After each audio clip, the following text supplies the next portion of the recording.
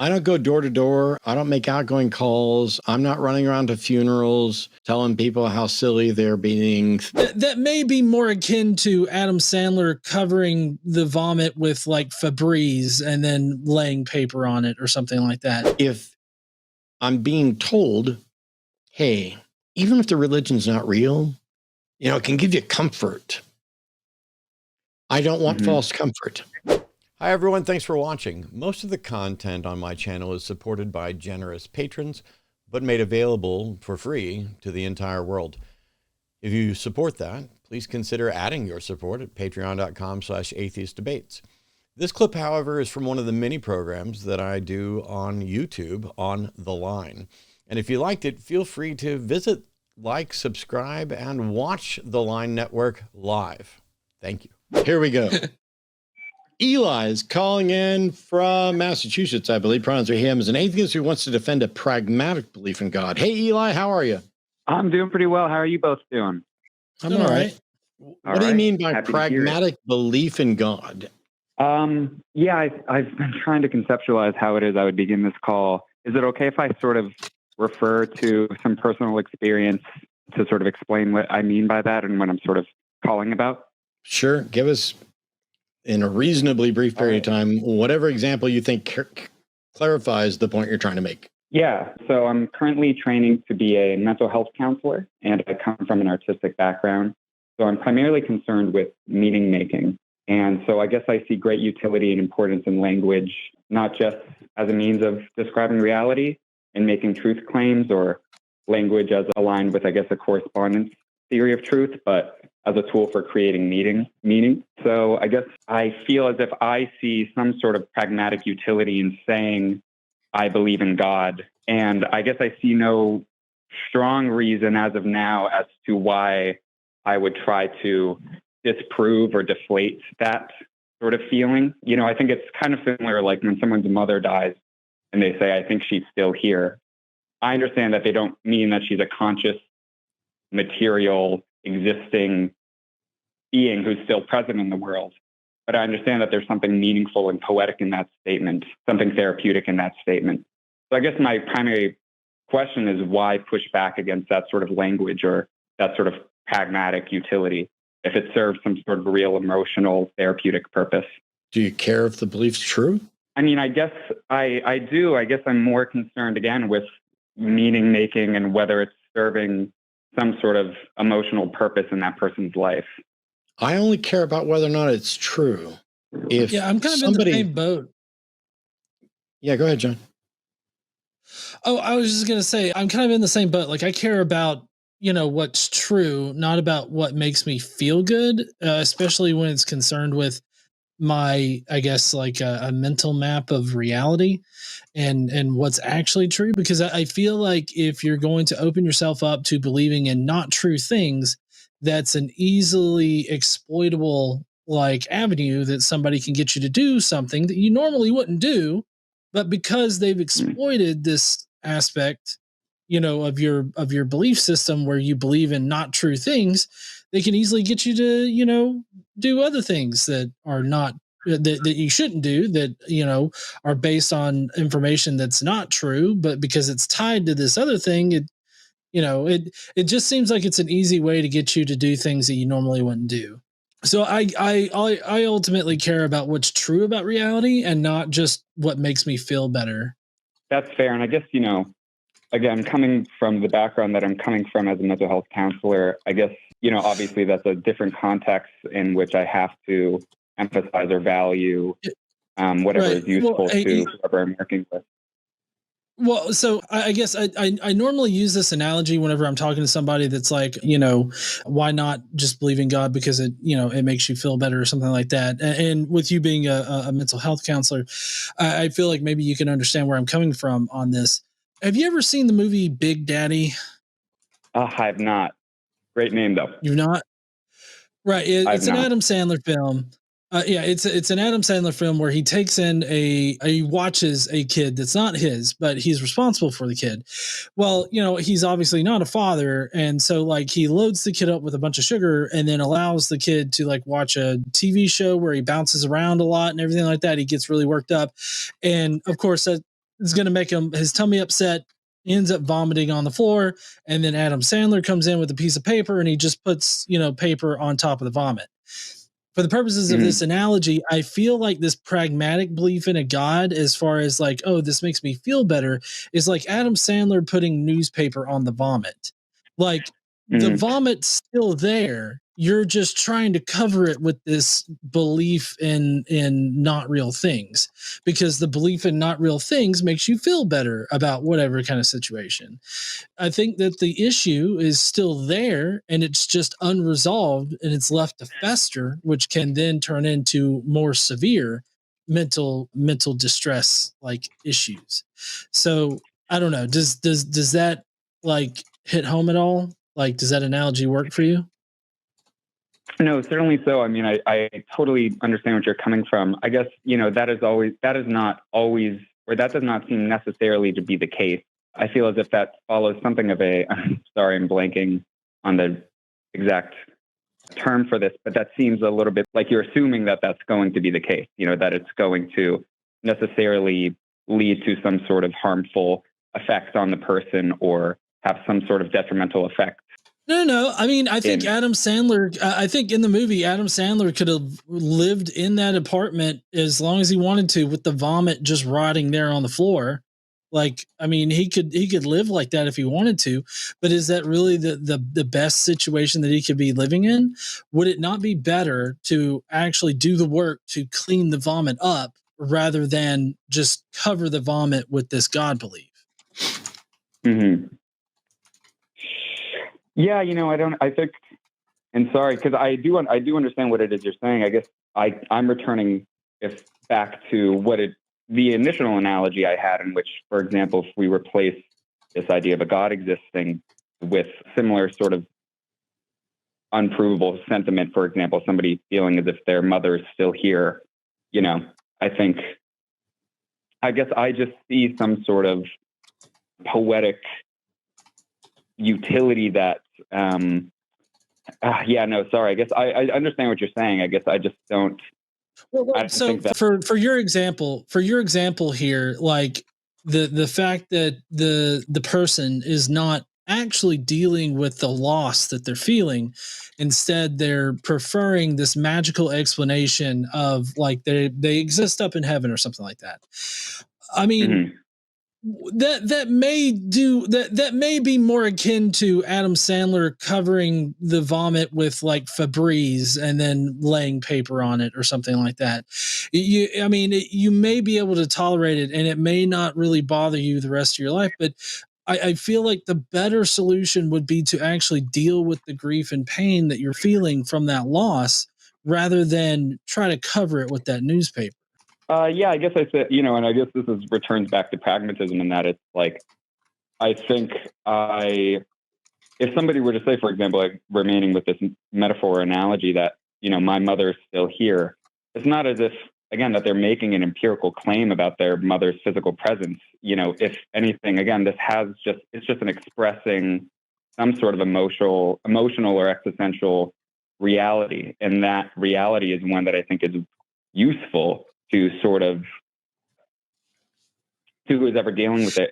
Similarly, if somebody says, I believe in God, I think that there's a certain emotional and enduring impact being conveyed there. Well, don't you see? I don't mean to trespass on like a slippery slope kind of fallacy here, but I've seen it a lot where it can easily slide into like somebody just thinking, oh, my mom's watching over me, and then that concept can fester in someone's mind, and it ends up like producing a very unhealthy sort of lifestyle with like, being considering, oh, my mom's watching me right now, I shouldn't, do this, that, or the other that they wouldn't approve of. And it's like, you elevate them to this position where, you would adhere to their wishes even after they've passed on, instead of living your own life. Like, I'm not saying that that's definitely going to happen to anybody that implements that, but what I'm saying is, or at least what I'm trying to exemplify, is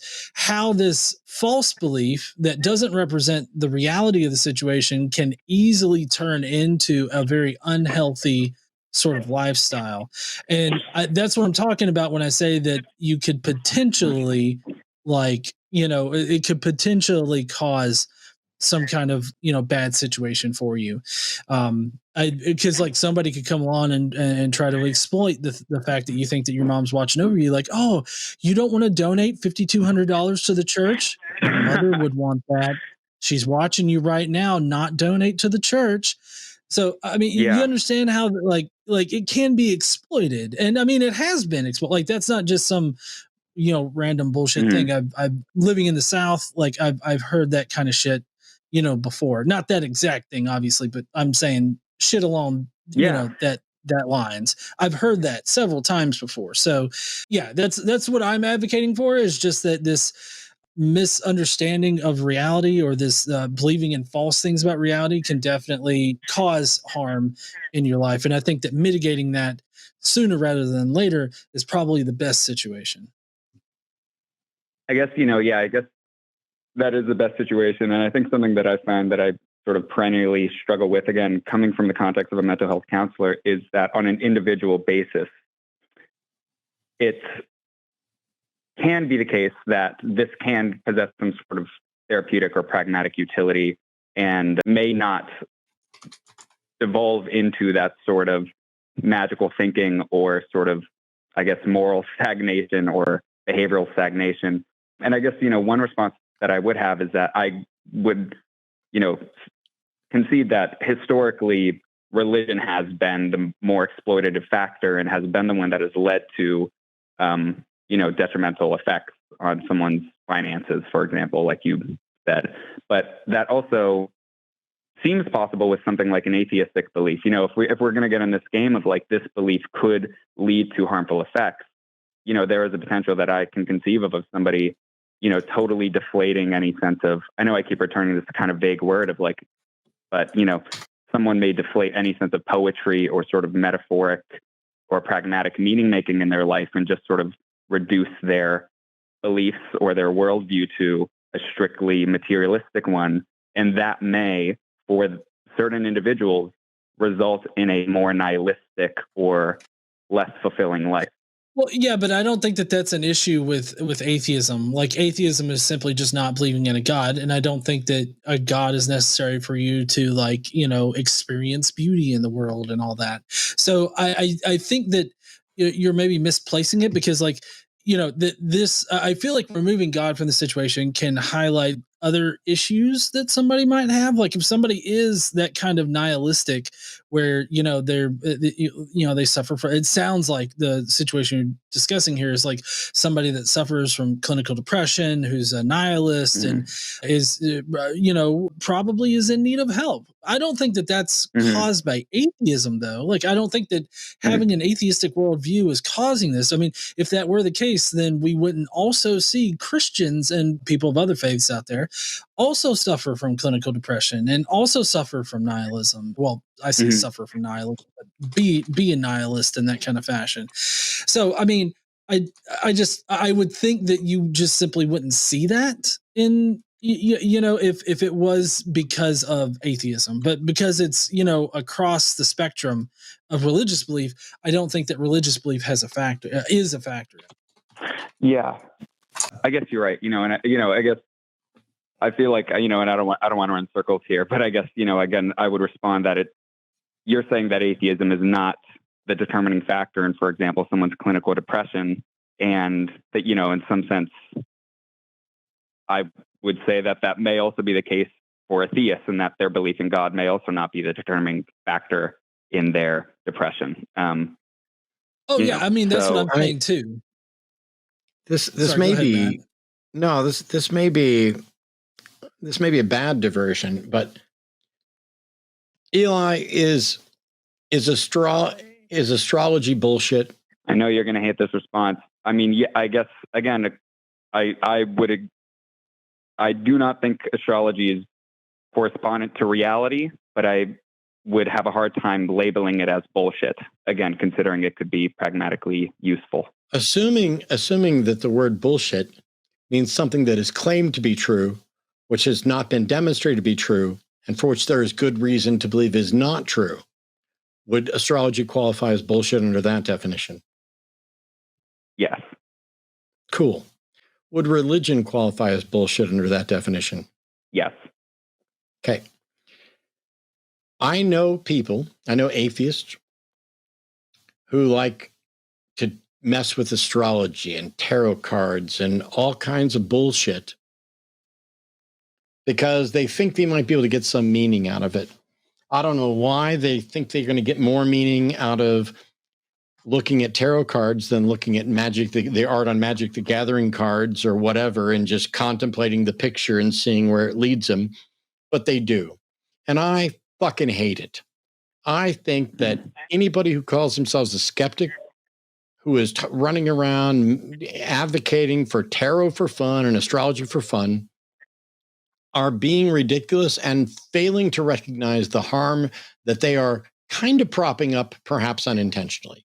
I have no benefit or need for astrology or tarot, but some people like it.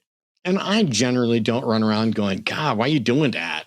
Why are you advocating for something that you don't believe, but you do for fun against people who do believe it?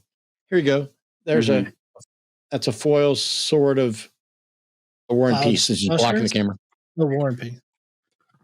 So, no, it wasn't plowshares. No. The point is, it would be fine.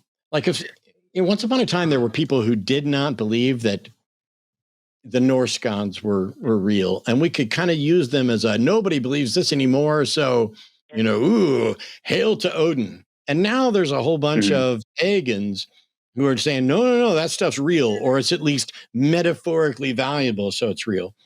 And if you want to just you use something as metaphor and fun and, hey, is it interesting? Is it making me think about stuff? Cool. I don't tend to have a problem with that. But I also wouldn't do it for things that have large support amongst the general population as if it's true. There's a good chunk of people who believe that astrology is true. There are a good chunk of people who believe that tarot is true, just like for religion. And I think there's a disservice to those people by pretending that, oh, yeah, no, I like that too. It would be like all of us here at the line just going to church and participating and giving people the impression that we also believe. Because if I go to church and I participate, it's not going to stand up and say, excuse me, pastor, what you just said is bullshit. That's not going to happen. And so merely by participating, I'm not saying, I've gone to church for weddings and funerals, and I've gone to church just to listen to the service, and I just sit there quietly and do my thing. And if somebody assumes that I'm there as a believer, I'd be happy to address that. It's like saying, oh, I don't think homeopathy is real, and I would never encourage someone to take a homeopathic remedy over an actual remedy. But you know what? I like the flavor of that one little homeopathic pill. Well, go to the fucking drugstore and get yourself some Smarties, because that's all it is. So there's no medicine in there. And stop propping up the homeopathic industry. Now, I have tarot cards. I use them in my magic show, and I specifically use them to talk about how tarot is bullshit. I don't sit around and flip through tarot cards going, ooh, what's this one mean? Nothing. It's a piece of fucking cardboard with a picture on it. It didn't know it was going to be picked. Nobody knew it was going to be picked. It wasn't there to give a message to you. And if you act like it is, you are engaged in something irrational, which you're allowed to do. And so if it's comforting for people to advocate for the God, I guess I'm okay with it, but I think there are big problems. Yeah, I feel like, Eli, that you would arbitrarily draw a line where you would accept like these kinds of false beliefs and I guess argue for the usefulness of them. Because, like, for instance, how do you feel about faith healing beliefs? Like, do you think that those are pragmatically beneficial at all? I'm going to say most, if not all cases, no. Okay, so you do have a line where you think that these beliefs are harmful. Yeah, I guess I'm realizing only in talking about this, so apologies for sort of processing. Again, I think part of the reason I called was because this is a sort of tension that has been going on in my life. But I think what I'm realizing in talking is that what I'm mostly or primarily concerned with is how I would approach, once I had noticed that line had been crossed, how would I approach trying to challenge somebody's belief? And what would that look like on an individual level?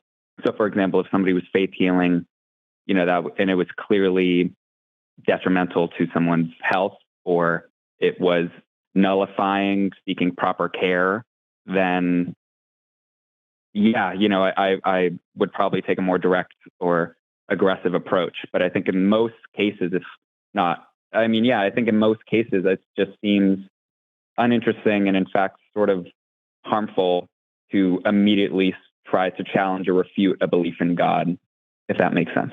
Well, I don't know about Matt, but I don't go around, especially in North Alabama, and I don't, if I hear somebody talking about God, I don't just get in their face and it's like, that's all bullshit, kind of thing. Like it's normally it's when we're engaged in a conversation and somebody tries to push something on us, or like it gets brought up or something like that. Well, I'm not trying to speak for Matt, but I just know from my own personal experience, like, I typically don't care exactly what somebody believes, but like if they start trying to like tell me how their grandmother is looking down from heaven on them or something, I definitely will say something about it. Yeah, I'm not. Yeah, I guess I'm curious. Yeah. I don't go door to door. I don't make outgoing calls. I'm not running around to funerals telling people how silly they're being, mourning their loved. None of that. And it would be absurd. And I picked those examples because everybody should realize exactly, that those would be absurd. But anytime somebody asks, I'm going to let them know. And if I'm participating in something, so here's an interesting thing. Maybe it's not interesting. Let me just kind of wrap this up real quick. On the 22nd, I'm going to a wedding for a good friend of mine. But on the 23rd, I'm flying up to speak at a funeral for another friend of mine. They specifically asked me, and they moved the date of the funeral because they wanted to do the funeral on the 22nd, but I was already booked for a wedding. Not that I'm not doing the wedding, but it's friends of mine are getting married. So I was at a wedding. They moved the funeral to the 23rd specifically so that I could get up and essentially speak, because they didn't want a minister. They want an atheist, a secularist, a secular humanist to go up and talk about life and death from this perspective. And so they moved the entire funeral a day so that I could be there and do it. And so I've already started, and I am writing, I hope, one of the best things I've ever written, because I love the guy. I did not know his wife well. She's been in a coma for the last year. And I want to talk about this. And it's allowing me to go through all of the things that I think about with regard to death and life. Because religions have poisoned the well when it comes to death by not giving people the tools they need to properly grieve, by giving them an out that, oh, well, it's okay that Dad and I didn't talk for the last 20 years. We'll get to reconcile in heaven. No, you fucking won't. You have no reason to think that you're going to be in heaven or reconcile with anybody in heaven or anything else. And to quote Penn Jillette from several years ago, that thought encourages Penn to treat people right the first time. Although Penn fails, as do I, as does everybody else I know. We all fail at some point. But not thinking that there's a magical solution makes us strive harder to stop failing and to do better. And so I'm looking forward to speaking about those issues.